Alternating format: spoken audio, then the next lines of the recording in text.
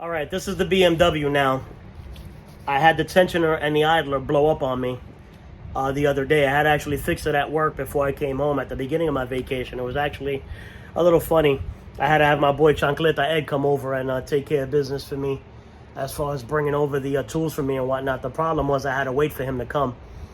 And in the meantime, while I was waiting, there was drinks and a bar involved while I was waiting for him to come with the tools. So then it was pouring rain on top of that. It was ridiculous. I ended up staying in the car. He had to go because he had to go to work the next day. He dropped the bolt. That's what stopped the whole thing. We couldn't find a damn bolt.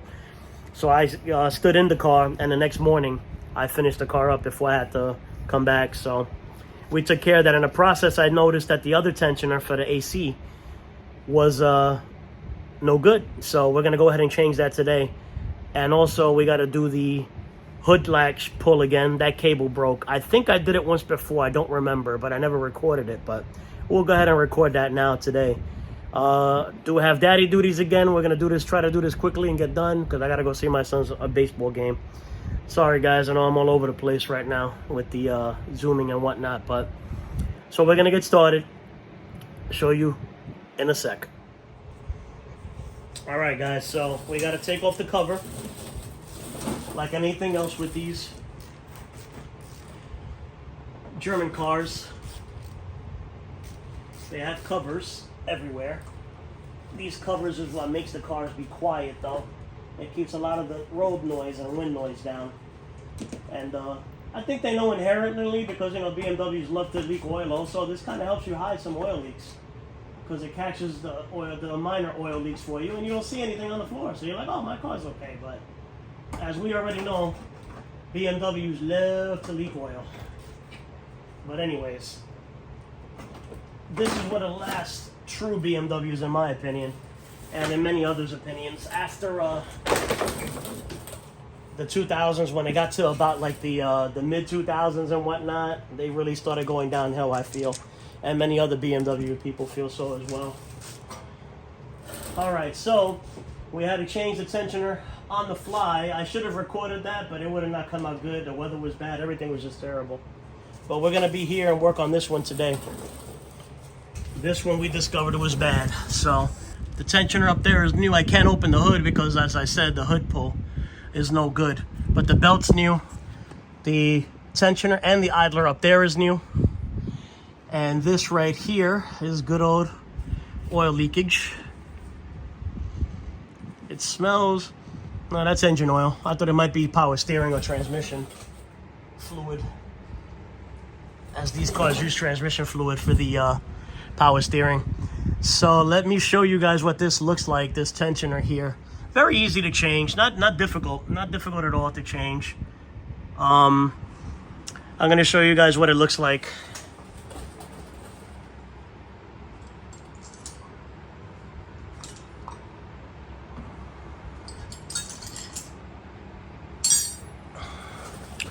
I think this was, no, it's a 16, of course.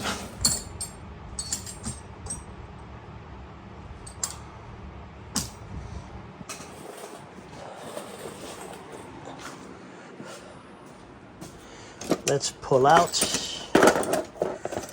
here and here.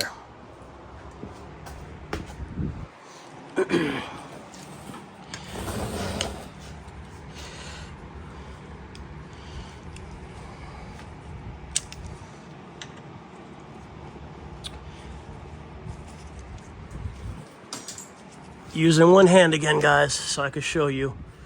See, here's the tensioner. Now, see that?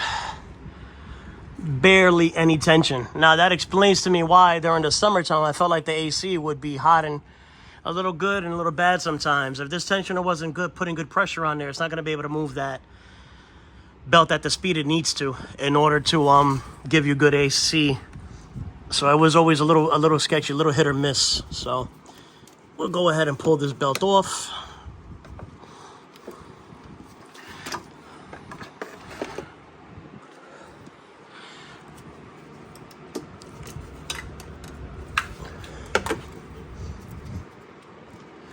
And that's it. It's just two bolts right here and she comes right out. So we'll go ahead and do that now.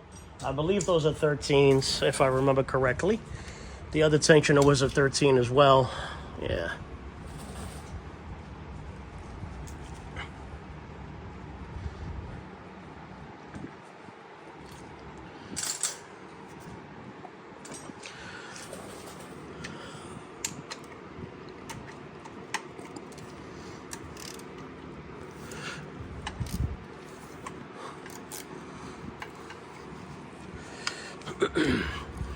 Again, my apologies for all the moving, but you know, when we're doing this with one hand, yeah, I thought that was enough. It wasn't. Okay.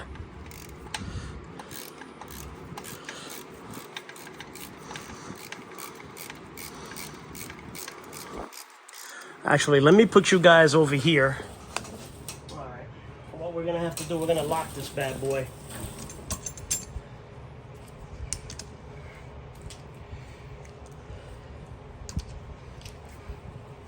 Because this will make life a little easier.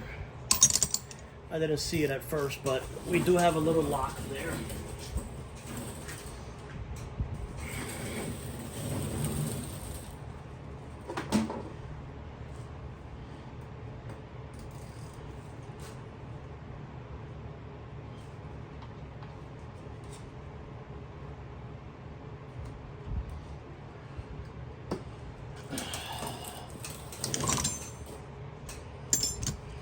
Let me wipe my hands before I grab the camera. All right, now there's a little lock here to lock this back. All right, put the tension on and stick something through there to hold it. Now, if you could see it, all the way back there, that's the bolt we got to get to at the top. The bottom one is 1, 2, 3. This one at the top is the one that we're having a little issue with because of the thing there. But now, with it locked back, we should be able to reach in there, no problem. So, again, it's pretty simple, but got little things in the way. I get in the way and start messing things up sometimes.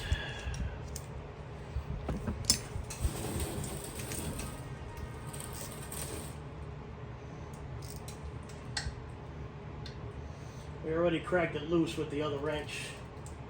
But we'll go in there and we'll do it with this one now.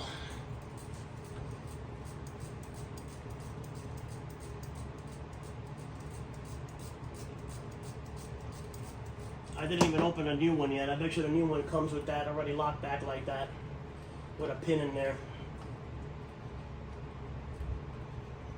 This will be the first time I'm changing the AC tensioner on this car. Like I said, this one doesn't usually seem to be an issue. Although you see that it is messed up, but as far as exploding on you and causing issues, the other tension I changed about 4 years ago, 3 or 4 years ago. It's just insane to me that a tensioner would be a wear item, you know, that would be wearing so frequently, but it is what it is with these BMWs. Everything with these cars too, you notice come in kits. Everything is a damn kit. They want to sell you kits for everything. All right, but there's the tensioner. She's out. Good to go. Let's open up the box and get the new one out.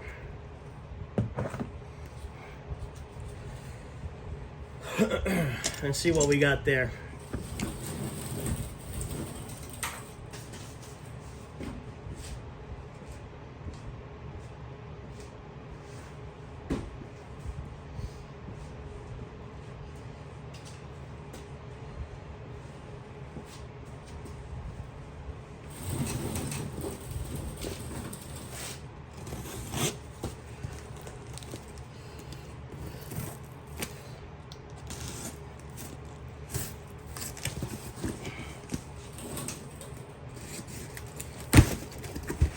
This is from good old Rock Auto.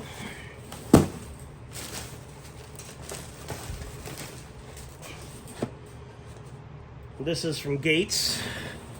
That's your part number there. The belt is also from Gates. For the AC, that's your part number there.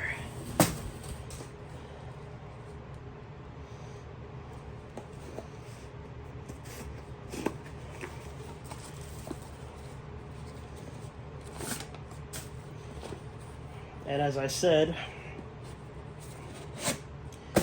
it does come with a pin already there, locking it back for you. So these little things like this you should save, so in the future when you go back in there to do this again, it'll be easier for you. The numbers are almost identical. The difference is this one is made in Germany, what came off of the car. I don't know if it's original, I doubt that it is, but this one is from Slovakia. So there you go, it is what it is.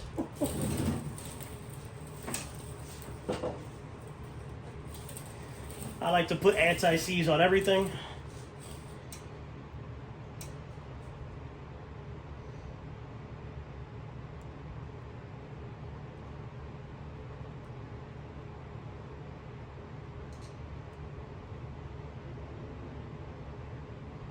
A little dab will do you.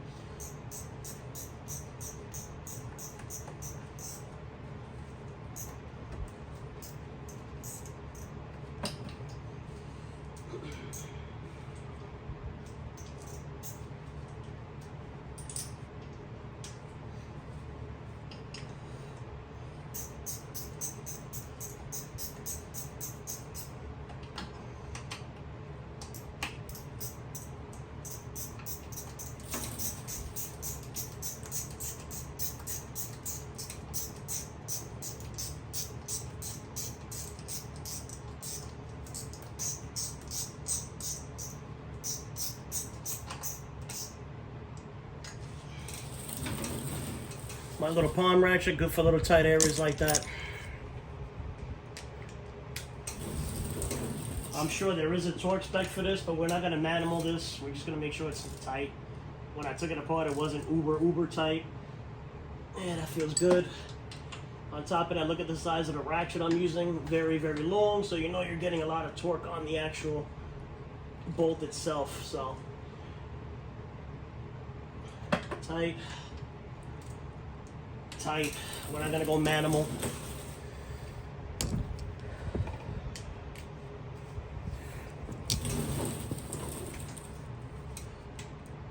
On there, release your tension. Actually, you know what? We could leave it like this because I could put the belt on while it's like that. No biggie. All right. Simple belt, not crazy like some of the other belts can be. Nice and easy.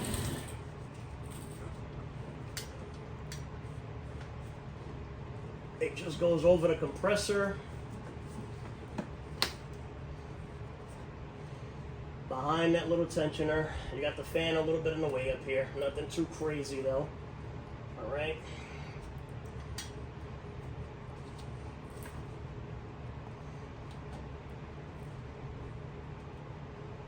Very simple belt. One of the easiest you could probably do in any car. All right, so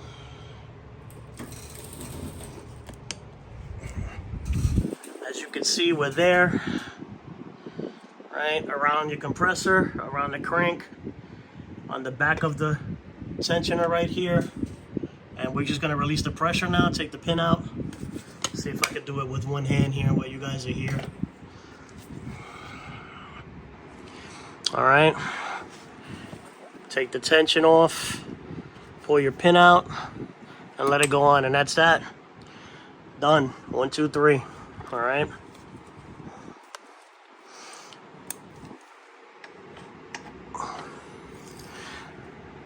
And that's that.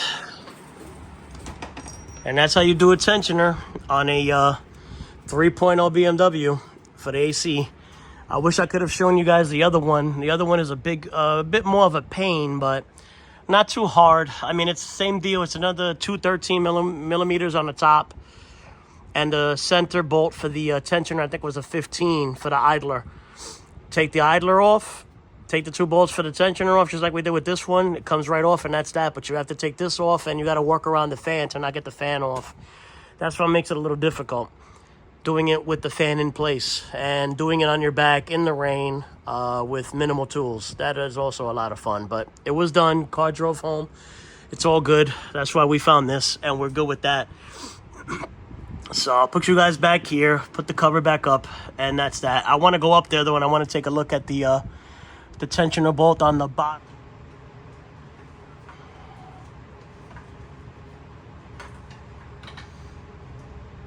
Another thing that these Beamers love to leak is power steering. They love leaking power steering hose. Okay, there we go. All right, we got a good throw that time. I'll show you guys what I was trying to do in here. The other tensioner's up there. Can you see the wrench all the way up there? Let's see, right there. So with the little swivel head, we could get in there, and I was able to pull down on it and get a little more on it just to make sure it was tight enough, because I had to just barely do it with a small open-end wrench out of the emergency toolkit on this car. So there it is, good to go. She's tightened up.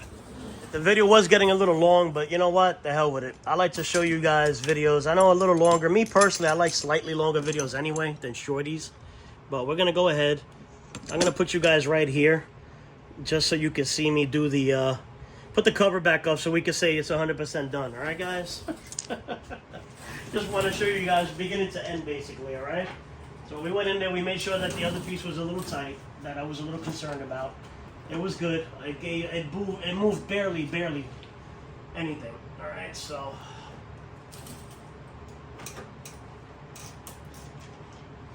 we put that baby back up there. Try to get yourself opposing. That way it stays up. And now we just go around. All of these go on with a 1/4 of a turn. They're just like Zeus fittings on an aircraft, on an airplane.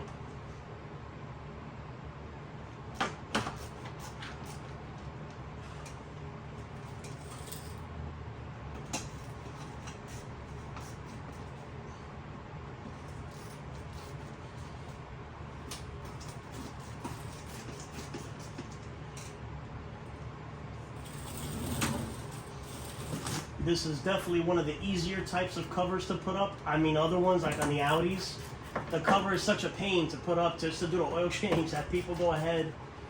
And if you look at my videos, you'll see me do a traditional oil change on an Audi, and you'll see all these screws that got to come out in order to access the oil pan. So many that people just go ahead and use a pump and suck it out of the tube instead, out of the dipstick tube instead. I actually think it's funny, but it's just a pain, man. It really is. The stuff that these manufacturers, some of them do. All right, but that's it. They're all up. Good to go. She's completed now. Now we can say we're done, all right? Later, guys.